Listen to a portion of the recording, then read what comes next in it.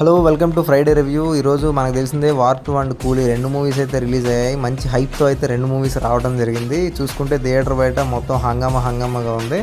So అట్టికలకు నేనైతే కూలీకి book చేసి కూలీ మూవీకి అయితే వెళ్ళడం జరిగింది. ఇవాళ కూలీ మూవీ చూసుకుంటే ప్లస్ పాయింట్స్ వచ్చేసరికి మెయిన్ రజనీకాంత్ గారి యాక్షన్ అండ్ ఏ అయితే క్యారెక్టర్స్ ఉపేంద్ర కానీ వీళ్ళకి each and every cost entries and వాళ్ళ క్యారెక్టర్స్ బాగున్నాయి, మంచిగానే డిజైన్ చేశారనిపించింది. కానీ ఎక్కడో కొన్ని సీన్లు లేవాల్సిన సీన్లు లేవలేదన్న ఫీలింగ్ అనమాట. అంటే హైప్ ఉన్న మూమెంట్స్ కూడా హైప్ కాకుండా సింపుల్గా తీసాడేమో అన్న ఫీలింగ్ అయితే వస్తుంది మూవీ చూస్తే. నీకు మూవీ చూసుకుంటే ఓవరాల్గా ఒక డీసెంట్ మూవీ అని చెప్పొచ్చు. కానీ విక్రమ్తో కంపేర్ చేసి విక్రమ్ కంటే బాగుంటుంది, 10 భాషలకు ఈక్వల్ అనే అంత మూవీ అయితే కాదని నాకైతే అనిపించింది. ఓవరాల్గా ఈ మూవీకి వచ్చేసరికి నేను ఇచ్చే రేటింగ్ 2.85, ఒక డీసెంట్ ఫిల్మ్ అని చెప్పొచ్చు అనమాట.